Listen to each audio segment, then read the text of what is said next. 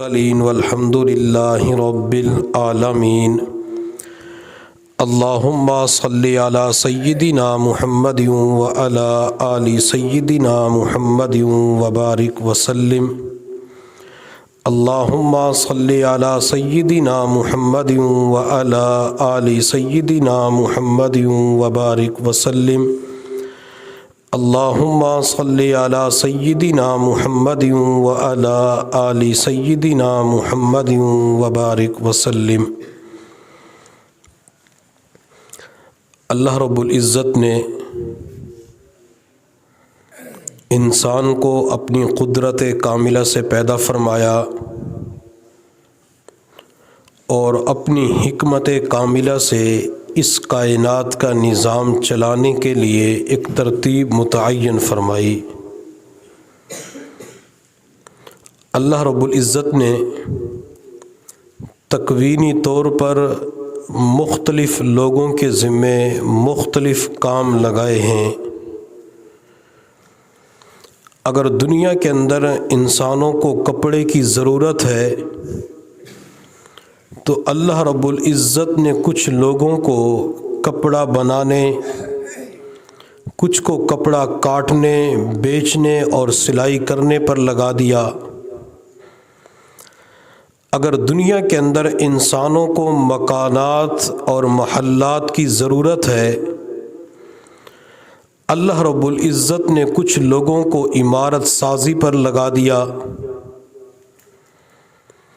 اگر انسانوں کو فرنیچر کی ضرورت ہے، اللہ رب العزت نے کچھ لوگوں کو لکڑی کے اوپر محنت کرنے پر لگا دیا۔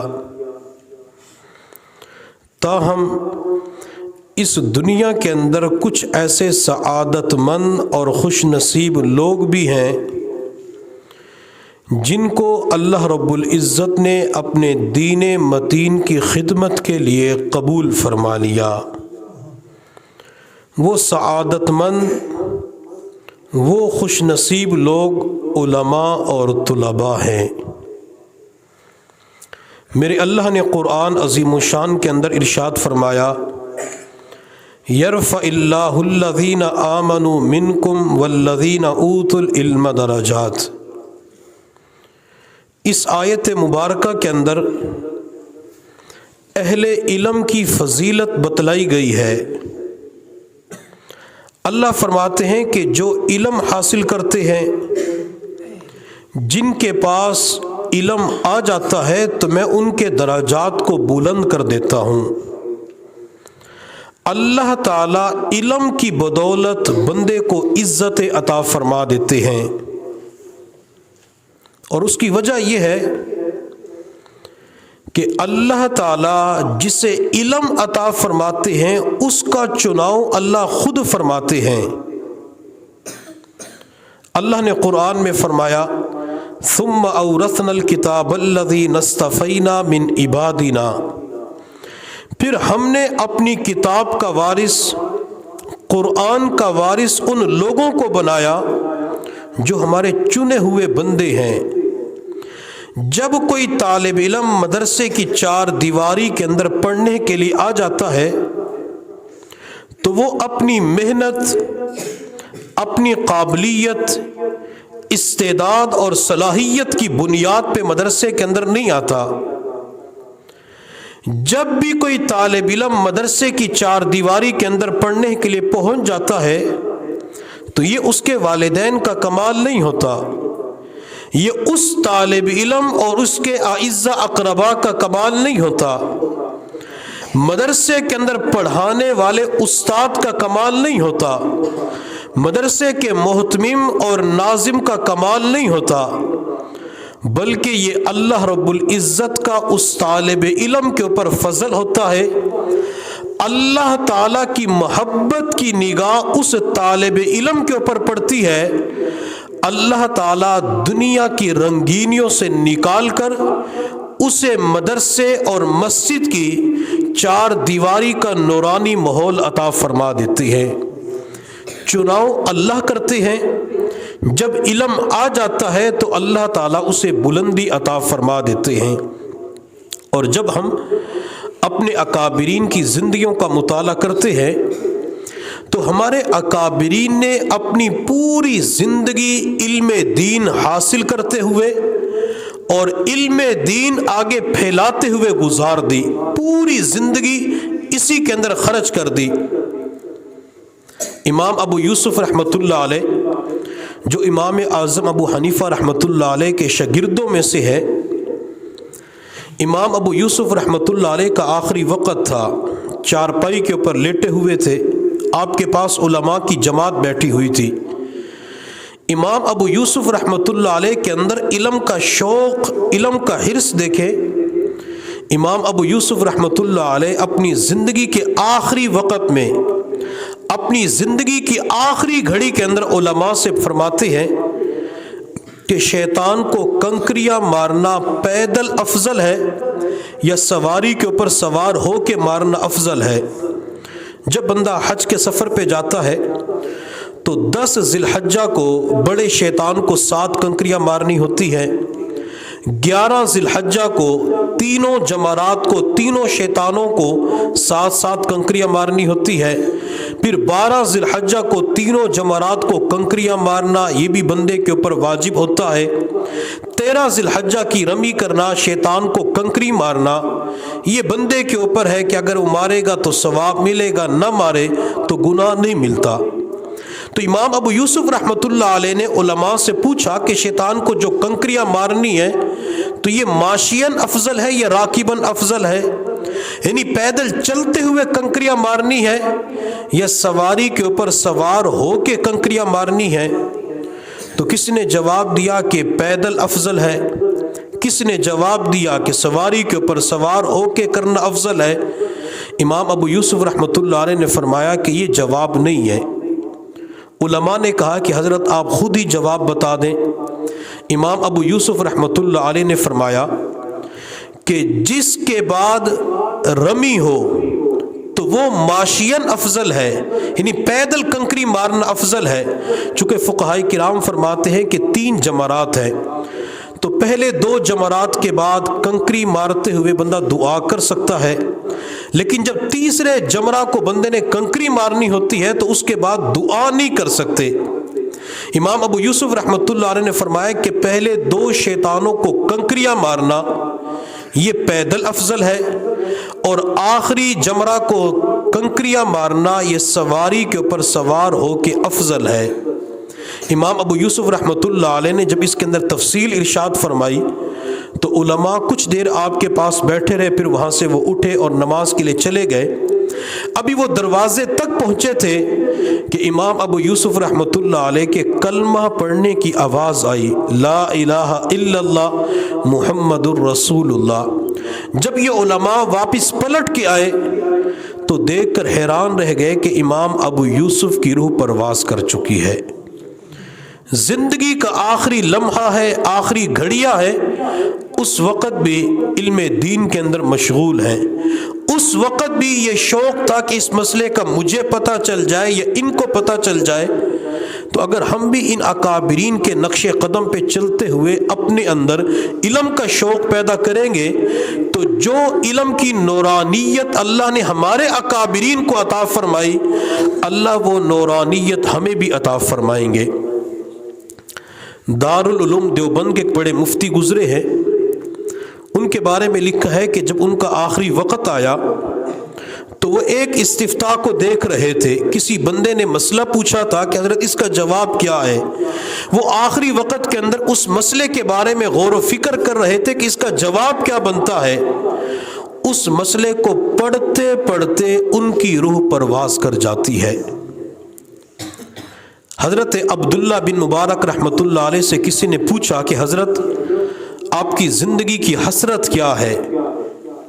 حضرت عبداللہ بن مبارک رحمۃ اللہ علیہ جو امام المحدثین ہیں اور اللہ نے ایک عجیب قبولیت عطا فرمائی تھی، جب عبداللہ بن مبارک اپنے شاگردوں کو حدیث پڑھاتے تھے تو ان کے درس حدیث کے اندر تقریباً 40,000 شاگردوں کی تعداد ہوتی تھی۔ اس دور کے اندر لاؤڈ سپیکر کا انتظام نہیں ہوتا تھا، آواز پہنچانے والے آگے مکبرین ہوتے تھے، ان کی تعداد 1100 ہوتی تھی جو حضرت کی آواز کو آگے نقل کیا کرتے تھے۔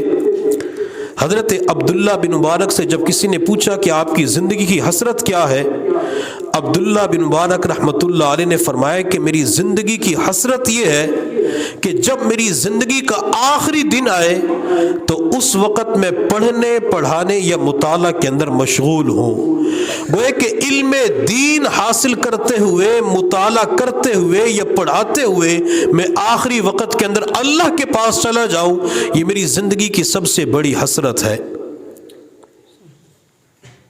اور جب میں اپنے محبوب صلی اللہ علیہ وسلم کی مبارک زندگی پہ غور کرتا ہوں تو مجھے محبوب صلی اللہ علیہ وسلم ایک دعا کرتے ہوئے نظر آتے ہیں، اللہم انی اسألوک علما نافعا، اللہ میں آپ سے علم نافع مانگتا ہوں۔ اللہ تعالیٰ نے اولین اور آخرین کا علم آمنہ کے در یتیم کو عطا فرمایا، لیکن اس کے باوجود حضور صلی اللہ علیہ وسلم اللہ کی بارگاہ میں علم نافع کی دعا کرتے ہوئے نظر آتے ہیں۔ اور میرے اللہ نے قرآن عظیم الشان میں فرمایا، ربی زدنی علما، محبوب آپ یہ دعا کریں کہ اللہ میرے علم کے اندر اضافہ فرما۔ نبی علیہ الصلوۃ والسلام بار بار دعا کیا کرتے تھے۔ عزیز طلبہ، ہم مدرسے کی چار دیواری کے اندر وقت گزارتے ہیں، ہم اپنے اوپر غور کریں کہ نمازوں کے بعد اپنے علم کے اندر اضافے کی دعا کرتے ہیں، کیا ہم اللہ تعالیٰ سے علم نافع کی دعا کرتے ہیں یا نہیں کرتے؟ ہمارے اکابرین نبی علیہ الصلوۃ والسلام کے نقش قدم پہ چلتے ہوئے اللہ تعالیٰ سے علم نافع کی دعا مانگتے تھے، اللہ تعالیٰ انہیں نفع دینے والا علم عطا کر دیتے تھے۔ علم نافع کسے کہتے ہیں؟ علم نافع کہتے نفع دینے والا علم۔ یہ دوسروں لفظوں کے اندر اگر کسی بندے کو اپنے علم کے اوپر عمل کی توفیق مل جاتی ہے تو سمجھ جائے کہ مجھے علم نافع مل گیا۔ مفتی محمد شفیع عثمانی رحمۃ اللہ علیہ نے طلباء سے پوچھا کہ علم کسے کہتے ہیں؟ مختلف جوابات سامنے آئے تو مفتی محمد شفیع عثمانی رحمۃ اللہ علیہ نے فرمایا کہ علم وہ نور ہے جس کے حاصل ہونے کے بعد اس پر عمل کیے بغیر بندے کو چین نہ آئے، اسے علم کہا جاتا ہے، بلکہ علم نافع کہتے ہیں۔ اگر بندے کے پاس علم آ گیا، علم کے اوپر عمل کی توفیق مل گئی تو سمجھ جائے کہ اللہ تعالیٰ نے یہ نعمت اور یہ دولت مجھے عطا فرما دی۔ لیکن ہم بعض مرتبہ دیکھتے ہیں کہ لوگوں کے پاس علم ہوتا ہے، عمل کی توفیق انہیں نہیں ملتی۔ ہر بندے کو یہ علم ہے کہ 5 وقت کی نماز پڑھنی ہے، لیکن نماز پڑھنے کے لیے مسجد کا رخ نہیں کرتے۔ ہر بندے کو یہ پتہ ہے کہ جھوٹ بولنا گناہ کبیرہ ہے، لیکن پھر بھی جھوٹ کے مرتکب ہو جاتے ہیں۔ ہر انسان کو پتہ ہے کہ بد نظری اللہ رب العزت کی ناراضگی کا سبب بنتی ہے، پھر بھی بد نظری کا ارتکاب کر لیتے ہیں۔ ہر انسان کو پتہ ہے کہ یہ کام کرنا اللہ کی ناراضگی کا سبب ہے، پھر بھی وہ کام کر لیتے ہیں۔ تو ہمارے پاس علم ہوتا ہے، ہم اس کے اوپر عمل نہیں کرتے۔ اگر کسی بندے کے پاس علم ہے، عمل کی توفیق نہ ملے تو سمجھ جائے کہ مجھے علم نافع نصیب نہیں ہوا۔ آج ہم علم حاصل کرتے ہیں لیکن علم کا رنگ ہمارے اوپر نہیں چڑھتا۔ ہم علم حاصل کرتے ہیں لیکن علم کے ثمرات ہمیں نصیب نہیں ہوتے۔ اور جب ہم اپنے اکابرین کو دیکھتے ہیں، وہ علم بھی پڑھتے تھے اور علم کا رنگ ان کی زندگیوں کے اندر نظر آتا تھا، علم کے ثمرات ان کی زندگیوں کے اندر ہمیں نظر آتے تھے۔ وہ جو کچھ پڑھتے تھے اسے اپنی زندگی کے اندر لانے کی کوشش کیا کرتے تھے۔ ہمیں علم نافع کیوں نہیں مل رہا؟ ہم علم نافع سے کیوں محروم ہو چکے ہیں؟ اس کی وجہ کیا ہے؟ میرے پیر و مرشد حضرت مولانا پیر ذوالفقار احمد نقشبندی دامت برکاتہم العالیہ نے اس کی چند وجوہات بتلائی ہے جن کی وجہ سے بندہ علم نافع سے محروم ہو جاتا ہے۔ سب سے پہلی وجہ، اپنے علم کے اوپر عمل نہیں کرتے۔ بندہ علم سیکھ لیتا ہے لیکن عمل کی توفیق نہیں ملتی تو سمجھ جائے کہ میں علم نافع سے محروم ہو چکا ہوں۔ اور ہمارے اکابرین بزرگ فرماتے ہیں العلم بلا عمل کالشجر بلا ثمر، کہ علم بغیر عمل کے ایسے ہے جیسے کوئی درخت بغیر پھل کے ہوتا ہے۔ سفیدے کا درخت آپ نے بارہا دیکھا ہوگا، بزرومیہ کا درخت آپ نے بارہا دیکھا ہوگا کہ سال کے اندر کئی فٹ وہ لمبا ہو جاتا ہے لیکن اس کے اوپر پھل نہیں لگتا۔ جس کے اوپر پھل نہ لگے وہ کسی کام کا نہیں ہوتا۔ اسی طرح اگر انسان علم سیکھ لے لیکن عمل نہ کرے تو اس علم کا انسان کو فائدہ نہیں ہوتا۔ سیدنا علی المرتضیٰ رضی اللہ تعالی عنہ فرمایا کرتے تھے کہ جو بندہ علم حاصل کر لیتا ہے لیکن علم کے بعد وہ عمل نہیں کرتا تو عالم بے عمل کی مثال اس اندھے کی مانند ہے جس نے ہاتھ کے اندر چراغ اٹھایا ہوا ہے، اس کی روشنی سے دوسرے لوگ تو فائدہ حاصل کر رہے ہیں لیکن یہ خود اس چراغ کی روشنی سے محروم ہے۔ بندہ اپنے علم سے دوسروں کو فائدہ پہنچاتا ہے لیکن جب وہ علم نہیں کرتا، علم کے اوپر عمل نہیں کرتا تو علم اس بندے کو فائدہ نہیں پہنچاتا۔ اور میرے محبوب صلی اللہ علیہ وسلم نے ارشاد فرمایا کہ جو اپنے علم کے اوپر عمل کرتا ہے تو اللہ تعالی عمل کی برکت سے اس بندے کو وہ علم عطا فرما دیتے ہیں جو بندے کے پاس نہیں ہوتا۔ تو اللہ عمل کی جب توفیق دیتا ہے اللہ وہ علوم بندے کو عطا فرما دیتے ہیں جو اس کے پاس نہیں ہوتے۔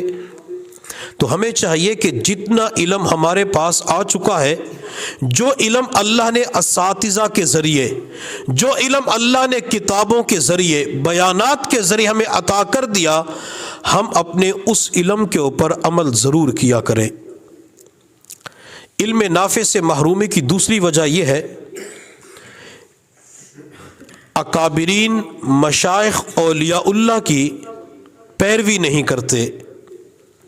ہم بعض مرتبہ علماء کے پاس بھی جاتے ہیں، مشائخ کے پاس بھی جاتے ہیں، لیکن ان کی باتوں کے اوپر نہ عمل کرتے ہیں نہ ان کی طرح بننے کی کوشش کرتے ہیں۔ ہم بعض مرتبہ مشائخ کے پاس وقت گزارتے ہیں، علماء کے ساتھ وقت گزرتا ہے، کبھی سفر کے اندر وقت گزرتا ہے، کبھی علاقے کے اندر ان کے پاس چند گھنٹے گزار دیتے ہیں۔ ہم ان کی زندگیوں کو دیکھتے ہیں کہ یہ کسی کی غیبت نہیں کرتے، ان کی زندگی کے اندر ہر وقت نعمتوں کے اوپر شکر ہوتا ہے، ہر وقت ان کی زبان کے اوپر صبر کے بول ہوتے ہیں، ہر وقت یہ اچھے اخلاق کا مظاہرہ کرتے ہیں، یہ دوسروں کے احسان کا بدلہ چکاتے ہیں۔ یہ تمام تر صفات ہم ان کی زندگیوں کے اندر دیکھتے ہیں لیکن اسے اپنانے کی کوشش نہیں کرتے۔ جب اپنانے کی کوشش نہیں کرتے تو زندگی کے اندر وہ صفات نہیں آتی، اللہ تعالیٰ پھر علم نافع سے محروم فرما دیتے ہیں۔ علامہ شبیر احمد عثمانی رحمۃ اللہ علیہ نے مولانا انور شاہ کشمیری رحمۃ اللہ علیہ سے پوچھا کہ حضرت یہ علم آپ کو کیسے ملا؟ ہمارے پاس وہ علم نہیں جو علم آپ کے پاس ہے۔ علامہ انور شاہ کشمیری رحمۃ اللہ علیہ نے جواب دیا کہ میں نے رازی اور غزالی دیکھے ہیں۔ تو علامہ شبیر احمد عثمانی رحمۃ اللہ علیہ فرماتے ہیں کہ میں حیران ہو گیا کہ حضرت نے تو نہ رازی کی زیارت کی ہے نہ امام غزالی رحمۃ اللہ علیہ کی زیارت کی ہے، پھر یہ کیسے فرماتے ہیں کہ میں نے رازی اور غزالی دیکھے ہیں؟ علامہ انور شاہ کشمیری رحمۃ اللہ علیہ نے فرمایا کہ میرے استاد امام رازی اور امام غزالی کی مانند تھے۔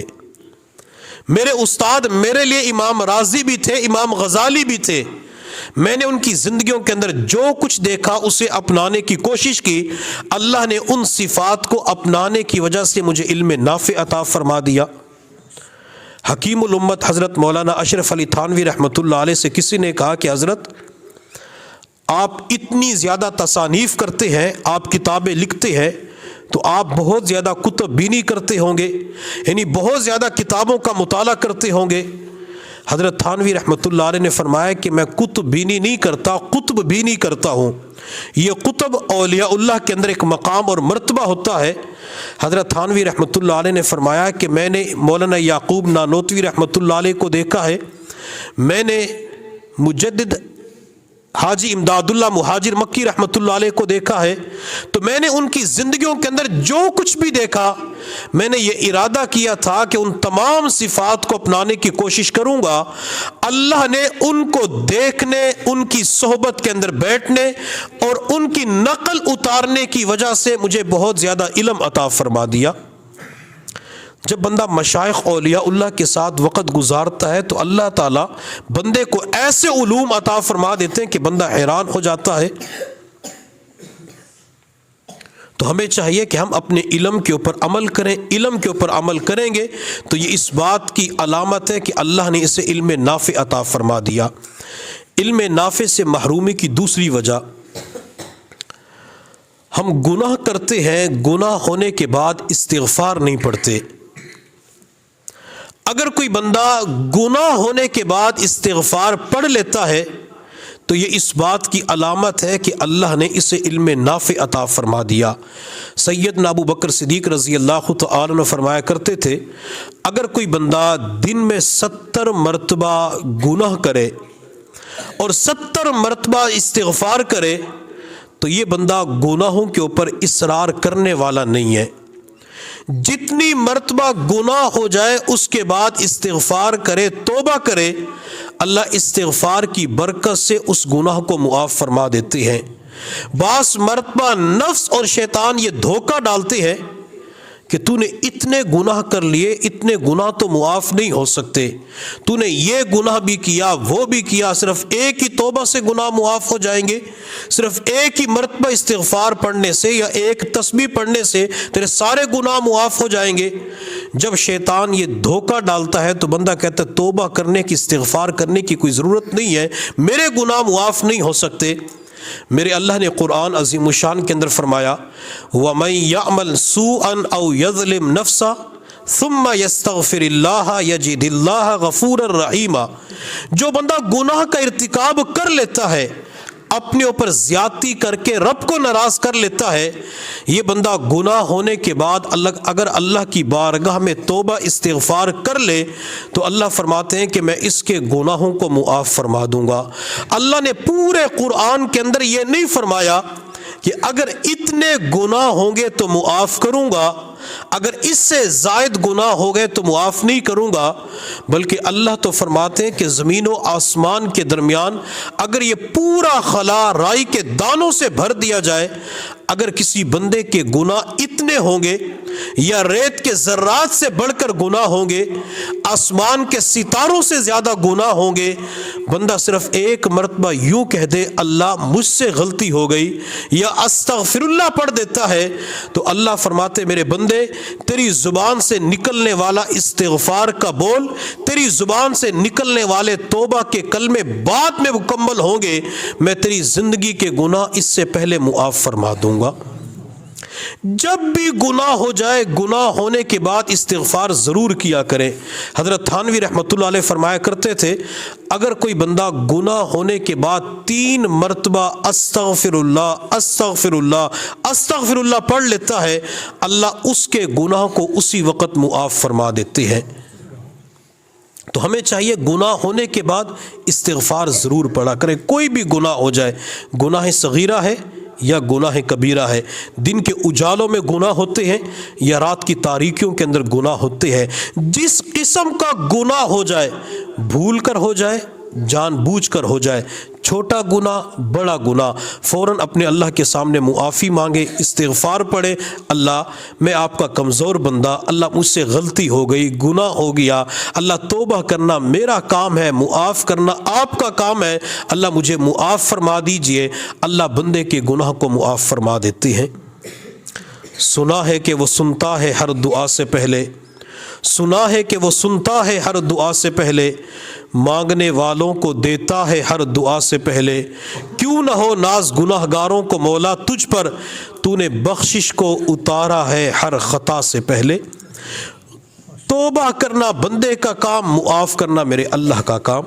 کسی اور نے کیا خوب کہا، جے میں ویکھاں اپنے عملاں ول تے کچھ نہیں میرے پلے، جے میں ویکھاں اپنے عملاں ول ते कुछ नहीं मेरे पल्ले रब्बा जे मैं वेखां तेरी रहमतां वल ते बल्ले बल्ले जे तू अदल करे ते थर थर कंबन उचिया शाना वाले जे तू फजल करे ते बख्शे जावन मैं जैवी मुँह काले। जब अल्लाह का फजल होता है, अल्लाह का करम होता है, अल्लाह की मोहब्बत की नज़र पड़ती है, अल्लाह ज़िंदगी के सारे गुनाहों को मुआफ़ फरमा देते हैं। और जब मेरे अल्लाह ने आदम अलैहिस्सलाम की तख्लीक फरमाई तो फ़रिश्तों को हुक्म दिया आदम को सजदा करो। सारे फ़रिश्तों ने सजदा किया मगर शैतान ने नहीं किया। अल्लाह को जलाल आया, अल्लाह ने फरमाया कि मेरे दरबार से निकल जा। जब शैतान अल्लाह के दरबार से निकल रहा था तो शैतान ने उस वक़्त कहा अल्लाह तेरी इज़्ज़त की कसम मैं तेरे बंदों को गुमराह करूँगा।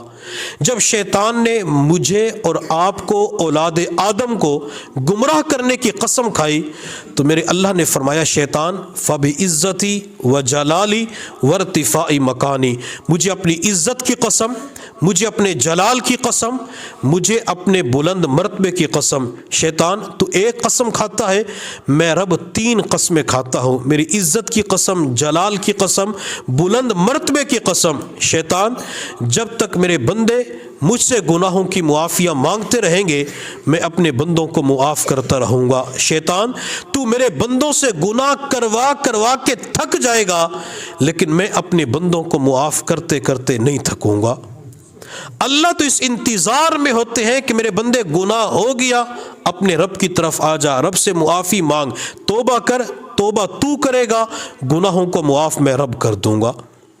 तो गुनाह होने के बाद अगर कोई इस्तिग़फ़ार और तौबा कर लेता है तो ये इस बात की अलामत है कि अल्लाह ने इस बंदे को इल्म नाफ़े अता फ़रमा दिया। इल्म नाफ़े से महरूमी की तीसरी वजह, हम नेमतों के ऊपर शुक्र अदा नहीं करते। जो बंदा नेमतों के ऊपर शुक्र अदा नहीं करता तो ये इस बात की अलामत है कि ये बंदा इल्म नाफ़े से महरूम है। हम बास मरतबा नेमत किसको समझते हैं, किसी को अच्छा घर मिल गया, किसी को ज़ाती दुकान मिल गई, किसी को नौकरी मिल गई, अच्छा कारोबार मिल गया, सवारी मिल गई तो कहते अब अल्लाह का बड़ा करम है। अगर ये चीज़ें नहीं मिलती बंदा तंगियों के अंदर मुब्तला होता है, कहते अल्लाह ने मेरे साथ अच्छा नहीं किया, अल्लाह उसको तो देता है मुझे नहीं देता, अल्लाह ने मेरे ही साथ ये करना था, अल्लाह ने तंगियाँ मेरे ही ऊपर भेजनी थी, अल्लाह ने मुझे ही परेशान करना था। इस किस्म के बोल बोल कर हम शिकवे शिकायत कर रही होती हैं। थोड़ी देर के लिए आप तसव्वुर कीजिए अगर अल्लाह ताला हमें दुनिया दे देते, दुकान दे देते, नौजवान को मुलाजमत दे देते लेकिन आँखों की रोशनी से महरूम कर देते फिर क्या होता। अगर अल्लाह इस पेट के अंदर दोनों गुर्दों को फेल कर दे तो फिर क्या होगा। अगर अल्लाह ताला चलने भागने की नेमत से महरूम कर दे फिर क्या होगा। अगर अल्लाह सारी नेमतें दे दे लेकिन अल्लाह ताला हर चीज़ के खाने से महरूम कर दे फिर क्या होगा। कितने लोग ऐसे हैं जो खा नहीं सकते, मशरूबात के ऊपर उनका गुजारा चल रहा होता है। अगर अल्लाह ने कुछ भी नहीं दिया, ये अल्लाह का थोड़ा करम है कि अल्लाह ने देखने के लिए आँखों की रोशनी अता की है, अल्लाह ने बोलने के लिए ज़ुबान दी है, अल्लाह ने समाअत के लिए कान अता कर दिए, अल्लाह ने पकड़ने के लिए हाथ दे दिए। मैं चंद दिन पहले एक डॉक्टर के पास गया तो वहाँ पे एक मरीज़ आया, उसकी उम्र होगी 28-30 साल, जवानी की उम्र थी। वो नौजवान अपनी इस टांग को उठा नहीं सकता था, उसके साथ उसका भाई था, रिश्तेदार था, वो उसकी टांग को उठा के कभी सीट पे रखता, कभी नीचे करता, कभी मोड़ता, कभी सीधा करता, और इसके साथ साथ उसका जो बायां हाथ था वो बाएं हाथ की उंगलियों को हरकत नहीं दे सकता था। जो इसके साथ मुआविन आया था कभी वो हाथों को पकड़ लेता, कभी उंगलियां दबाना शुरू कर देता। ये क्या जवानी की उम्र है लेकिन अल्लाह ताला ने इस टांग के अंदर से, बाजू के अंदर से कुव्वत को सलब फरमा दिया। अगर अल्लाह किसी को फालिज और लकवे के अंदर मुब्तला कर दे फिर क्या होगा। अगर अल्लाह ने हमें कुछ भी नहीं दिया, ये अल्लाह का बड़ा करम है कि अल्लाह ने हमें सेहत दी, अल्लाह रब्बुल इज़्ज़त ने हमें जवानी दी, अल्लाह ने बेनाई दी, अल्लाह ने फुला नेमत अता फरमाई। बल्कि मैं तो ये कहूँगा अगर अल्लाह ताला कुछ भी ना देते, अगर अल्लाह ताला सिर्फ ईमान की दौलत देते तो ये भी अल्लाह का बड़ा करम था। کتنے لوگ ہیں جن کے پاس دنیا کی ہر نعمت موجود ہے لیکن ایمان کی نعمت سے محروم ہے. کوئی بتوں کی پوجا کر رہا ہے تو کوئی گائے کی پوجا کر رہا ہے تو کوئی آگ کے سامنے جھکا ہوا ہے. یہ اللہ کا کتنا بڑا کرم ہے کہ اللہ تعالیٰ نے مختلف دروازوں سے ہٹا کر ہمیں اپنا در عطا فرما دیا. ہم اسی اللہ کے سامنے جھکتے ہیں جس اللہ نے ہمیں پیدا کیا, جو اللہ ہمیں رزق دیتا ہے, اللہ نعمتیں دیتا ہے. میرے حضرت فرماتے ہیں کہ ہم ایک مرتبہ سفر پہ جا رہے تھے تو کسی جگہ گاڑی جا کے رکی تو میں اس وقت مراقبہ کر رہا تھا تو شیشے پہ آ کے کسی نے دستک دی. فرماتے ہیں جب میں نے آنکھیں کھول کے دیکھا تو ایک نوجوان لڑکی ہاتھ پھیلائے کھڑی ہوئی تھی. فرماتے ہیں کہ میں نے نظروں کو سائڈ پہ کیا, جو کچھ اللہ نے مجھے توفیق دی میں نے اس بچی کو دیے, وہ لے کے چلی گئی. پھر مجھے خیال آیا کہ آخر یہ بھی تو کسی کی بیٹی ہے, یہ بھی تو کسی کی بہن ہے, یہ بھی تو کسی کی ماں اور بیوی ہو سکتی ہے. اب یہ عورت محرم نامحرم ہر بندے کی نظروں کا نشانہ بن رہی ہے. کتنے لوگ ہوس کی نگاہوں سے اس کو دیکھ رہے ہیں. اللہ کا کتنا بڑا کرم ہے ہمارے اوپر کہ ہماری خواتین گھر کے اندر عزتوں کے ساتھ زندگی گزارتی ہے. ہماری خواتین کو روٹی کے لیے گھر سے نکلنا نہیں پڑتا, مرد حضرات ان کے لیے انتظام کر دیتے ہیں. اگر کسی کی بیٹی کو, کسی کی بہن کو, کسی کی ماں کو اللہ گھر سے نکال دیتے اور وہ شہر کے چوک چوراہے کے اوپر ایک روٹی کی بھیک مانگنے پہ مجبور ہو جاتی تو پھر کیا ہوتا؟ ہمیں اللہ نے جو کچھ دیا ہے ہم اس کے اوپر اللہ کا شکر ادا کیا کریں. آنکھوں کی بینائی ملنے پر شکر ادا کیا کریں, ایمان ملنے پر اللہ کا شکر ادا کیا کریں, صبح ناشتہ ملتے اللہ کا شکر ادا کریں, نماز پڑھنے کی توفیق مل جائے, ذکر کرنے کی توفیق مل جائے, اللہ کا شکر ادا کیا کریں. اور ہر وقت یہی کہا کریں کہ اللہ تعالیٰ نے میری توقعات سے بڑھ کر مجھے عطا فرمایا ہے. ہم نے اللہ سے نہیں مانگا کہ اللہ آنکھوں کی بینائی دے دے, ہم نے ماں کے پیٹ کے اندر یہ دعا نہیں مانگی کہ اللہ ایمان دے دے, ہم نے ماں کے پیٹ کے اندر یہ دعا نہیں مانگی کہ اللہ نبی علیہ الصلوۃ والسلام کا امتی بنا دے, ہم نے ماں کے پیٹ کے اندر یہ دعا نہیں مانگی اللہ یہ بھی دے دے وہ بھی دے دے. اللہ تعالیٰ نے جتنی بھی نعمتیں عطا فرمائی وہ ساری کی ساری بن مانگے عطا فرمائی ہے. حضرت نوح علیہ الصلوۃ والسلام کی زندگی کو دیکھیں. نوح علیہ الصلوۃ والسلام نے 950 سال اپنی قوم کو تبلیغ کی. قوم نے کیا کیا؟ حضرت نوح علیہ السلام کو پتھر مارے. بعض مرتبہ حضرت نوح علیہ السلام کو اتنے پتھر مارے جاتے کہ نوح علیہ الصلوۃ والسلام ان پتھروں کے اندر نیچے دب جایا کرتے تھے. لیکن نوح علیہ الصلوۃ والسلام نے کیا کہا؟ الحمدللہ الذی نجانا من القوم الظالمین. اس اللہ کا کرم ہے, اس اللہ کا شکر ہے, اس اللہ کے لیے تمام تعریفیں ہیں جس اللہ نے مجھے ظالم قوم سے نجات عطا فرمائی. حضرت ابراہیم علیہ الصلوۃ والسلام کو نمرود کی آگ میں ڈالا گیا. ابراہیم علیہ السلام کے اوپر آزمائش آئی, تکالیف آئی, لیکن بڑھاپے کے اندر جب اللہ نے ابراہیم علیہ السلام کو نعمت عطا فرمائی تو کیا کہا؟ الحمدللہ الذی وہب لی علی الکبر اسماعیل و اسحاق. اللہ کا کرم ہے, تمام تعریفیں اس اللہ کے لیے ہیں جس اللہ نے بڑی عمر کے اندر مجھے اسماعیل اور اسحاق 2 بیٹے عطا فرمائے. حضرت داؤد علیہ الصلوۃ والسلام, سلیمان علیہ الصلوۃ والسلام کو دیکھیں, اللہ نے کتنی عجیب نعمت ان حضرات کو عطا فرمائی تھی. یہ اللہ کا شکر ادا کرتے ہوئے کہتے ہیں الحمدللہ الذی فضلنا علی کثیر من عبادہ المؤمنین. تمام تعریفیں اس اللہ کے لیے ہے جس اللہ نے ایمان والے بندوں میں سے ہمیں ان کے اوپر فضیلت عطا فرمائی ہے. انبیاء کرام کی طرح اگر نعمتوں کے اوپر شکر ادا کریں گے, ایک تو اللہ کی نعمتوں کے اوپر شکر ہو جائے گا اور دوسرا اللہ تعالیٰ نعمتوں کے اندر انشاءاللہ ضرور اضافہ فرمائیں گے. علم نافع سے محرومی کی اگلی وجہ وہ یہ کہ ہم اپنے مرنے والوں کو دفن کرتے ہیں لیکن عبرت نہیں پکڑتے.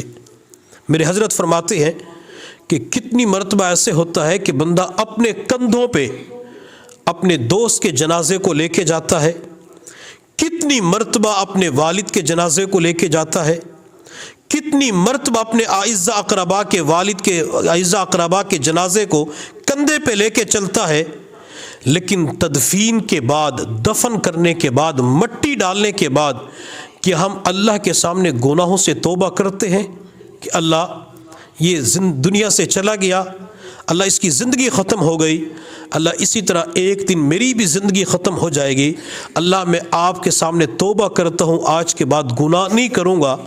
لوگ دفناتے ہیں لیکن ان سے عبرت نہیں پکڑتے۔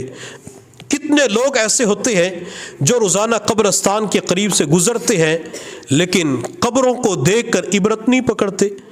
کتنے لوگ ایسے ہوتے ہیں جو قبرستان کے اندر جاتے ہیں، اپنے اعزاء اقرباء کی قبر پہ کھڑے ہو کے ایصال ثواب کرتے ہیں لیکن اپنی موت اور اپنی قبر کو بھول جاتے ہیں۔ حضرت فضیل بن عیاض رحمۃ اللہ علیہ کے پاس ایک نوجوان آیا۔ اس نوجوان نے آ کے عرض کیا کہ حضرت مجھے نصیحت فرمائیں۔ فضیل بن عیاض رحمۃ اللہ علیہ نے فرمایا تیرے والد زندہ ہیں؟ نہیں حضرت وہ تو فوت ہو گئے۔ فضیل بن عیاض رحمۃ اللہ علیہ نے فرمایا کہ والد کے فوت ہونے کے بعد بھی آپ کو نصیحت کی ضرورت ہے؟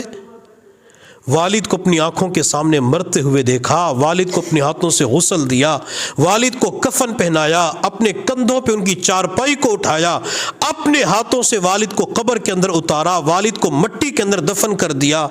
اب تو والد کے دنیا سے جانے کے بعد زندگی کے اندر تبدیلی آنی چاہیے تھی، زندگی کے اندر انقلاب برپا ہونا چاہیے تھا۔ اگر اب بھی آپ کی زندگی کے اندر کوئی انقلاب برپا نہیں ہوا تو فضیل بن عیاض کی نصیحت آپ کو فائدہ نہیں پہنچا سکتی۔ ہم روزانہ مرنے والوں کے اعلانات سنتے ہیں، روزانہ اٹھنے والے جنازے بھی دیکھتے ہیں، آباد ہونے والے قبرستان بھی دیکھتے ہیں، لیکن ہمارے اوپر کوئی اثر بعض مرتبہ بالکل بھی نہیں پڑتا۔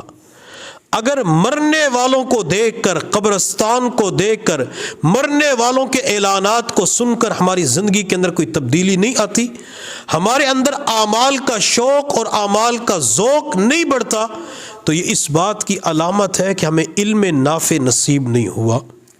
ہمارے اکابرین کو علم نافع ملتا تھا تو مردوں کو دیکھ کے رونا شروع کر دیتے تھے، قبروں پہ کھڑے ہو کے اتنا روتے تھے کہ داڑھی ان کی تر ہو جایا کرتی تھی۔ سیدنا عثمان غنی رضی اللہ تعالیٰ عنہ جب قبر کے پاس کھڑے ہوتے اتنا روتے کہ آپ کی داڑھی مبارک تر ہو جایا کرتی تھی۔ کسی نے کہا عثمان آپ کی مجلس کے اندر جہنم کے تذکرے ہوتے ہیں، آپ اتنا نہیں روتے جتنا قبر کے پاس کھڑے ہو کے روتے ہیں۔ سیدنا عثمان غنی رضی اللہ تعالیٰ عنہ نے فرمایا کہ یہ قبر آخرت کی منازل میں سے پہلی منزل ہے، جو اس کے اندر کامیاب ہو گیا وہ آگے کی منازل کے اندر بھی کامیاب ہو جائے گا، جو یہاں ناکام ہو گیا، یہ قبر جس کے لیے جہنم کا گڑھا بن گئی تو آگے بھی وہ ناکام ہو جائے گا۔ تو ہمیں چاہیے کہ مرنے والوں کے اعلانات جب سنیں یا قبرستان کے پاس سے گزریں، اپنی موت کو اس وقت یاد رکھیں اور اللہ کے سامنے اچھی موت مانگا کریں کہ اللہ ہمیں اچھی موت نصیب فرما، اللہ خاتمے ایمان کے اوپر موت نصیب فرما، اور جس بندے کو کلمے کے اوپر موت مل جاتی وہ قابل رشک ہوتا ہے۔ ہمارے مدرسے کے اندر ایک طالب علم پڑھتا ہے، ضلع بکھر کا ہے، تو چند دن پہلے اس کی دادی کا انتقال ہوا، تو ہم ان کے گھر تعزیت کے لیے گئے، تو ان کا بیٹا کہنے لگا کہ جب ہماری والدہ کا آخری وقت آیا تو والدہ اس رات تہجد کی نماز کے لیے اٹھی۔ تہجد کی نماز کا اہتمام پایا جاتا تھا، تلاوت کا اہتمام پایا جاتا تھا۔ تہجد کے نفل پڑھے، نفل پڑھنے کے بعد قرآن پاک کی تلاوت کرنا شروع کر دی، اور سونے سے پہلے وہ سورہ ملک پڑھتی تھی، شاید اس رات کسی وجہ سے نہیں پڑھ سکی، تو تہجد کے نوافل کے بعد سورہ ملک کی تلاوت کرنا شروع کر دی۔ سورہ ملک کی تلاوت کر رہی تھی، تلاوت کے دوران اس کی روح پرواز کر جاتی ہے، تلاوت کرتے کرتے تہجد کے وقت میں اللہ کے پاس چلی جاتی ہے۔ یہ قابل رشک موت ہوتی ہے، یہ اچھی موت ہوتی ہے۔ میرے حضرت فرماتے ہیں کہ ہم اس دنیا کے اندر اچھی موت مرنے کے لیے آئے ہیں۔ اچھی موت کسے کہتے ہیں؟ جس کی زبان پہ آخری وقت کے اندر کلمہ جاری ہو جائے، آخری وقت کے اندر جس کی زبان پہ اللہ کا نام آ جائے، یہ قابل رشک موت ہوتی ہے۔ امام ابو زرع رحمۃ اللہ علیہ مشہور محدث گزرے ہیں، ان کا آخری وقت تھا، لیٹے ہوئے تھے، تو شاگردوں نے اپنے استاد امام ابو زرع کو کلمے کی تلقین کرنی تھی۔ کلمے کی تلقین کا معنی کہ جس کا آخری وقت ہو تو اس کے پاس بیٹھ کر اونچی آواز سے کلمہ پڑھنا۔ تو شاگردوں نے اپنے استاد امام ابو زرعہ کے قریب اس حدیث کی سند بیان کرنا شروع کر دی، سند پڑھنا شروع کی، جس کے اندر آتا ہے کہ جس بندے کا آخری کلمہ لا الہ الا اللہ ہوا وہ جنت میں داخل ہوگا۔ جب شاگردوں نے اس حدیث کی سند پڑھنا شروع کی تو امام ابو زرعہ رحمۃ اللہ علیہ کے کانوں کے اندر راویوں کے نام پڑے۔ امام ابو زرعہ نے جب دیکھا کہ میرے شاگرد فلاں روایت پڑھنا چاہتے ہیں تو انہوں نے خود حدیث پڑھنا شروع کر دی، من کان آخر کلامہ لا الہ الا اللہ دخل الجنہ۔ یہ پورے حدیث کے الفاظ ہیں، لیکن امام ابو زرعہ نے صرف اتنا پڑھا، من کان آخر کلامہ لا الہ الا اللہ، اور اس کے اوپر ان کی روح پرواز کر گئی۔ نبی علیہ السلام نے فرمایا کہ جس کا آخری کلمہ لا الہ الا اللہ ہوا یا اللہ کا نام آ گیا وہ جنت میں داخل ہو جائے گا۔ تو آخری وقت کے اندر یہی حدیث پڑھی، زبان پہ کلمہ آیا، اپنے اللہ کے پاس چلے گئے۔ یہ قابل رشک موت ہوتی ہے۔